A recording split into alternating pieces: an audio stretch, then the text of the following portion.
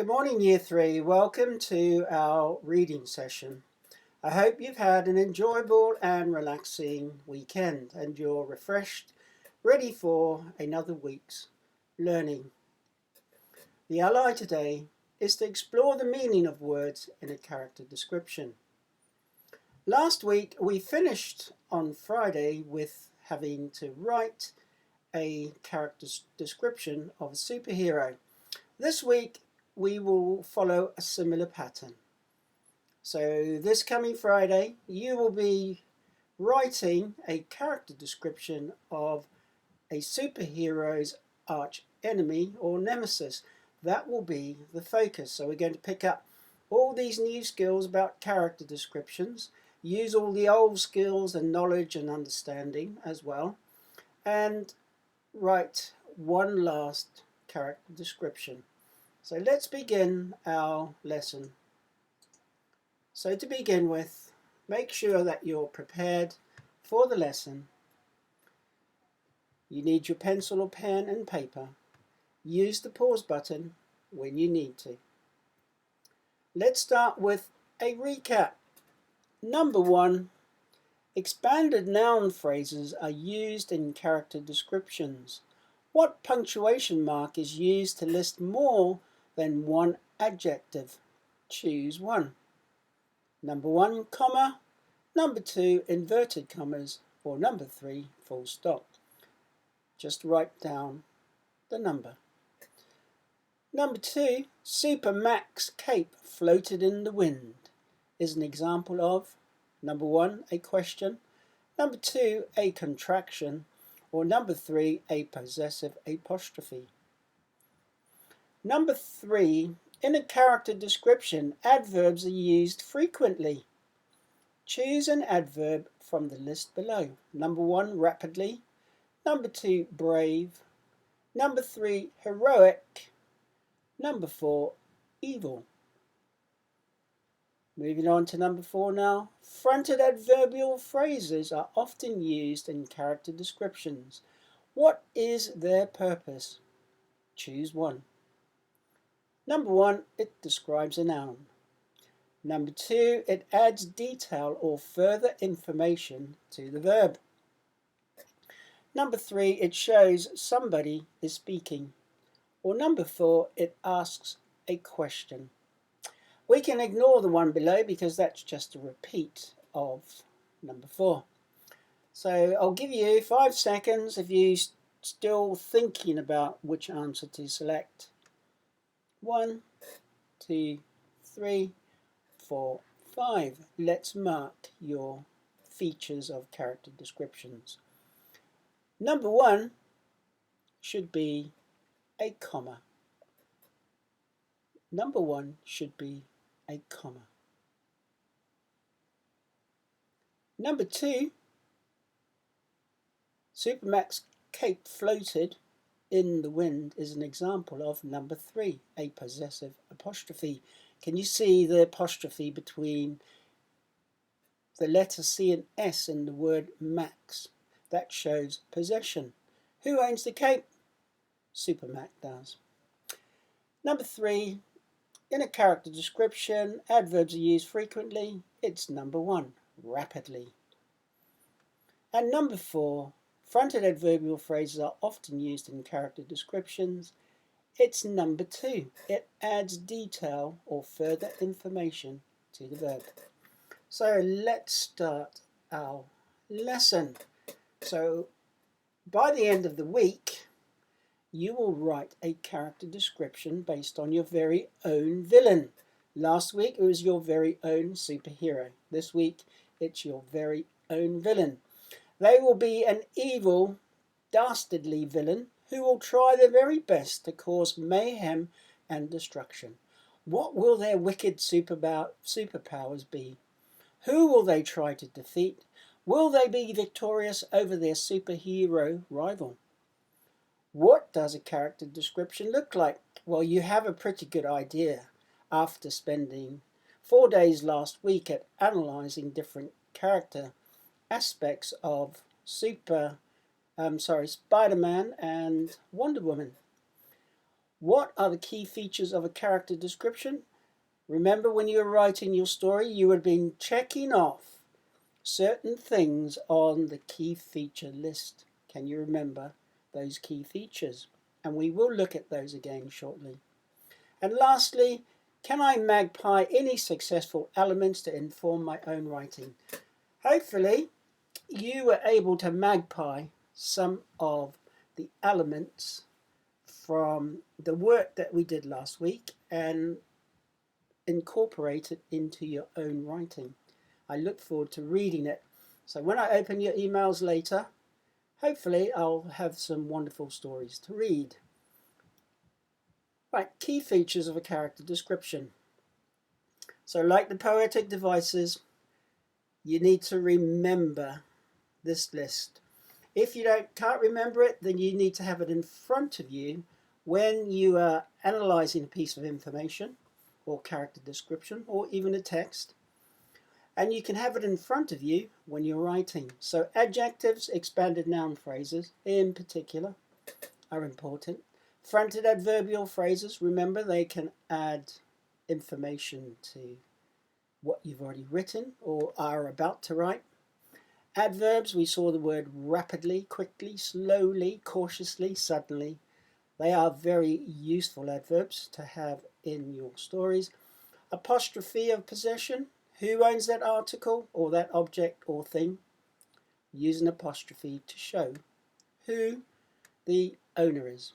Conjunctions, so remember we talked about coordinating and subordinating. I'm sure all of you have been able to use and, maybe but, and so. And hopefully with the subordinating, many of you were able to use at least because. And then similes, well, they are all part of your ongoing learning. We did in poetic devices. Similes and metaphors now should be pretty straightforward for you. And last of all, commas in the list. So if you had a list of things in your story, hopefully you remembered to add a comma after the items that you wrote.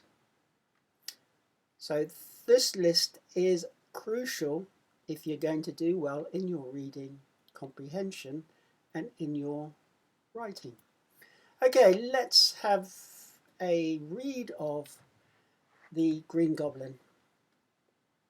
So Green Goblin. Green Goblin is a grotesque, greedy supervillain, but many people do not realize that his true identity is Norman Osborn. Did you pick up on the alliteration in that first sentence? How does it help?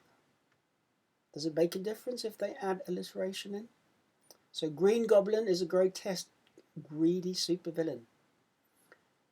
Reading on. To many people's surprise, I should read, Norman is the father of Peter Parker's best friend, Harry. What I saw in that sentence, apostrophes of possession. Did you pick up on that? I'm going to read on. He possesses a rapid healing factor and superhuman strength because of the goblin formula he created. Surprisingly, his strength is only marginally less than that of Spider-Man. His reflexes and coordination are heightened, so he can react quickly and effectively against his rivals. His whole body is covered in a skin-tight, scaly suit that is as green as an emerald. Right, did you pick up on any features in those sentences? Did you see the adverb? Were you able to pinpoint the use of commas and apostrophes to show possession? Did you notice the simile in the last sentence? So these are aspects that you need to constantly use when you analyze the text as you read it. And sometimes you just need to read the text more than once so that you have a clear understanding of what you've read and the features that are being used in the text. The face of the suit is a vile, evil goblin. It has pointy ears, piercing eyes, and a large, nasty grin. Usually, the Green Goblin flies around standing on his goblin glider, which looks like a large metallic bat. He is the arch enemy of Spider-Man and pursues Spider-Man like a tiger hunting his prey. He is as cunning as a fox and has cleverly developed a gas so Spider-Man's spider sense can be slowed down. Green Goblin is a cowardly bully and his behavior is due to jealousy.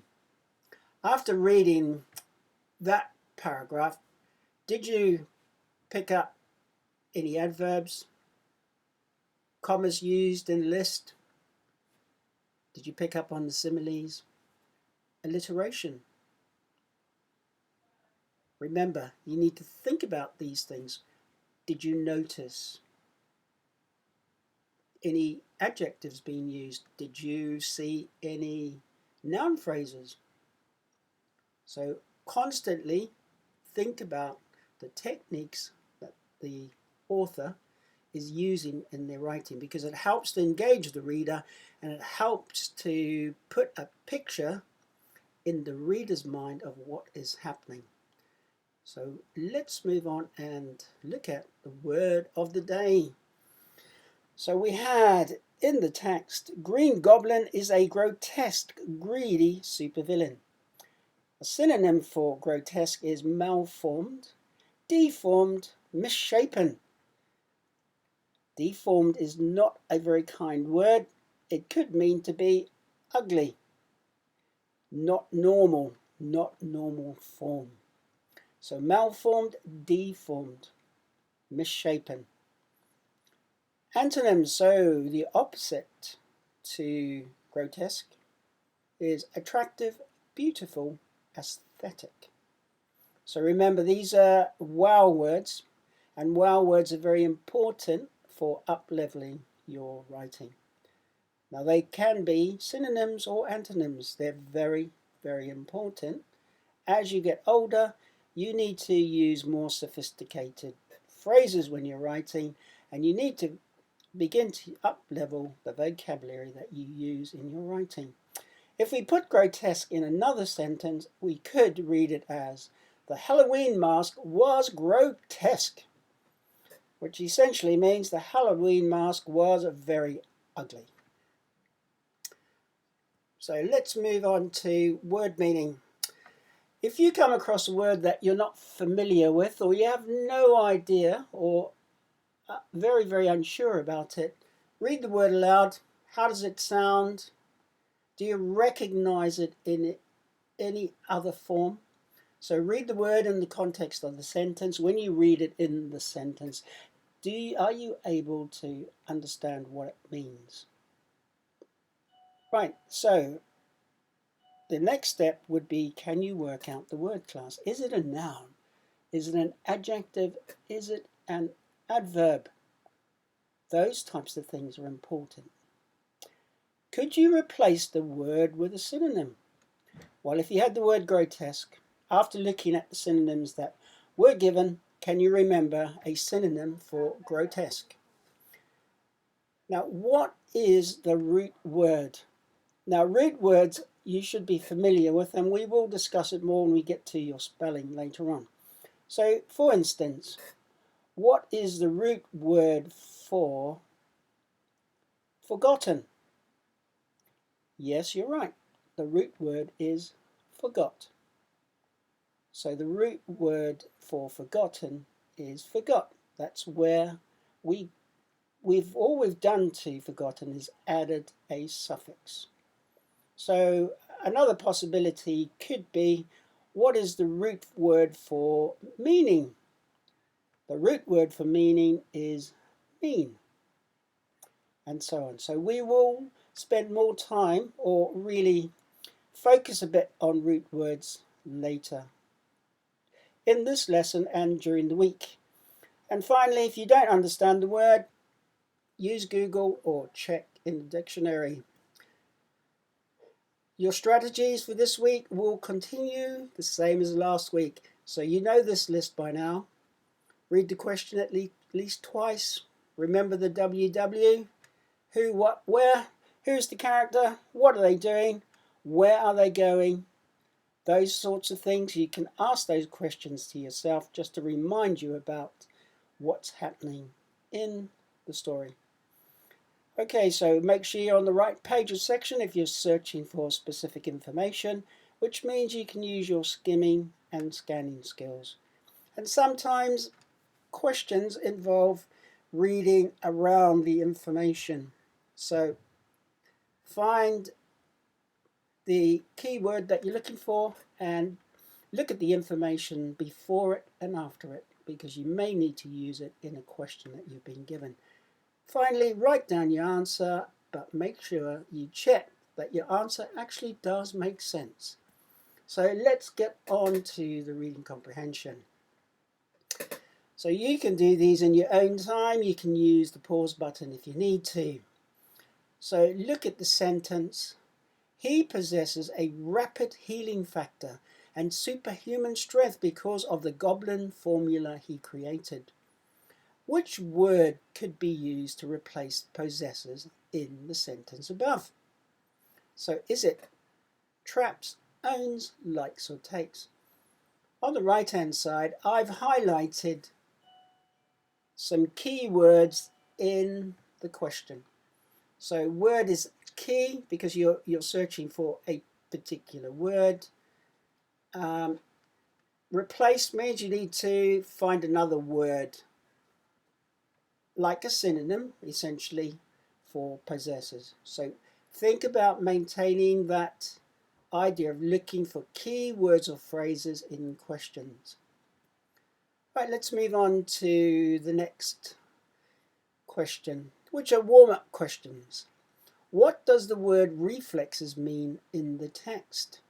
Tick the correct definition. So I'm going to let you read that because on the right hand side I have the question or the part of the text that this comes from. I'm going to read it. His reflexes and coordination are heightened so he can react quickly and effectively against his rivals. Now they are key words in the question. So reflexes is a key word. So if you go to the text, find it. Now what does that really mean if someone's got really good reflexes? So the word quickly is highlighted. Does that help you with selecting an answer? Okay, we're going to now look at your questions. Green Goblin is a grotesque, greedy supervillain, but many people do not realize that his true identity is Norman Osborn.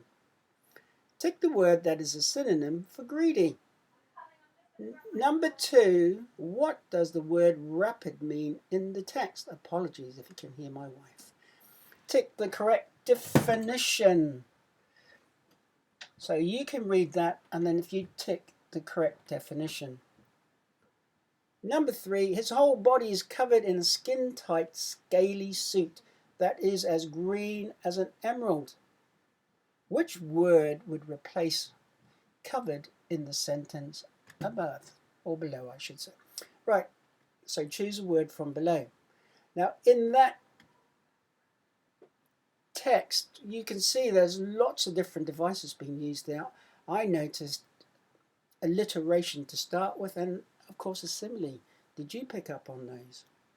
They're important because that helps put a picture in your mind of what's happening in the story.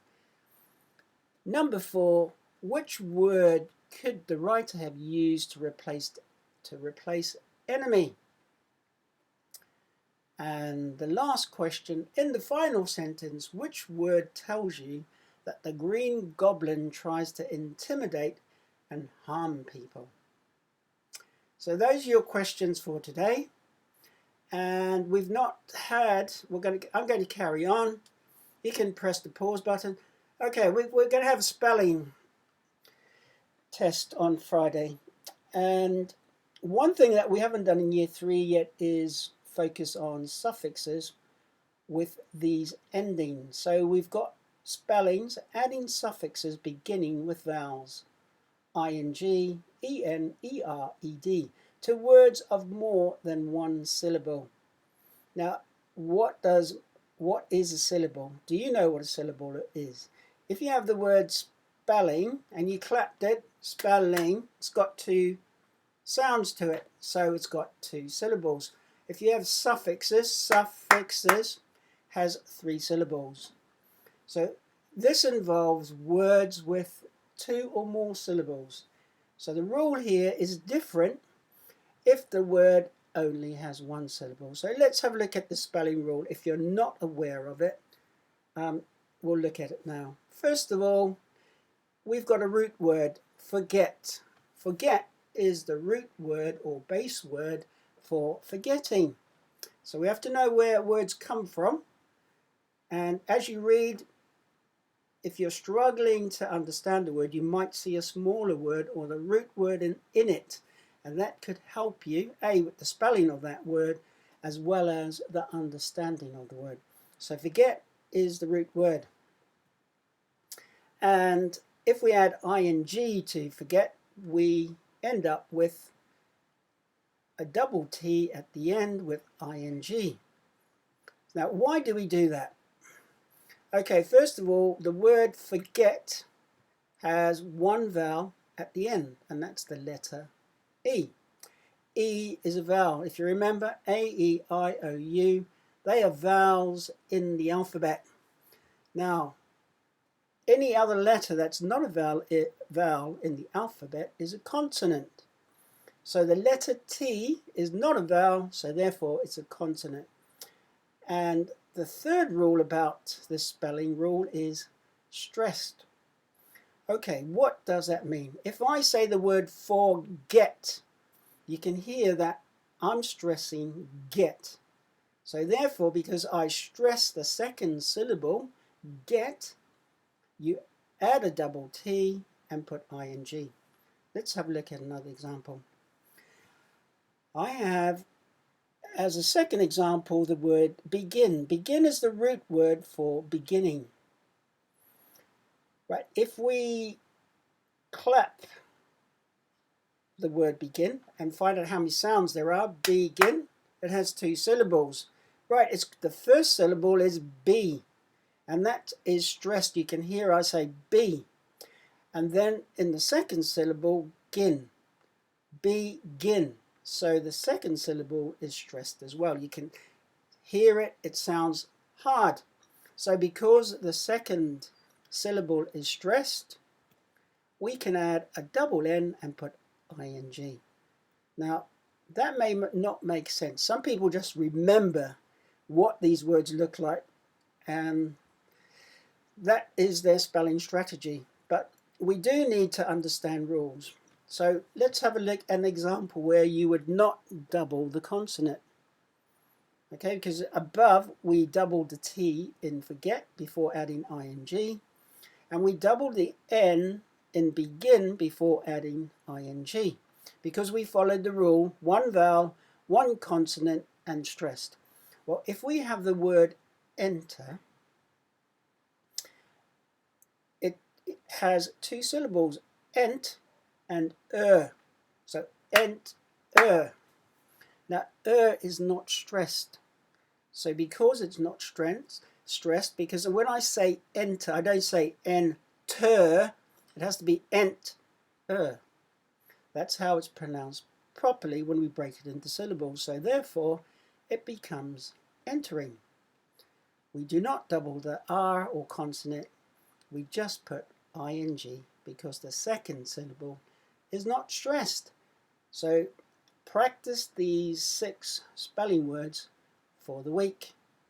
Forgetting, forgotten, beginning, beginner, preferring, preferred. And here's a simple spelling strategy that we've used in class. You can do look, cover, write, check. So practice those words. We will have a spelling test on Friday. And I will add in some other ones that I'm not going to give you. I'm going to see if you apply the rule. One vowel, one consonant, stressed, which means that you can have a double consonant before you add ing or er or ed. So once again, I look forward to seeing your work. Thank you very much for watching and listening. Email your work to yr3@grange.harrow.sch.uk. Thank you very much. Enjoy the rest of your day.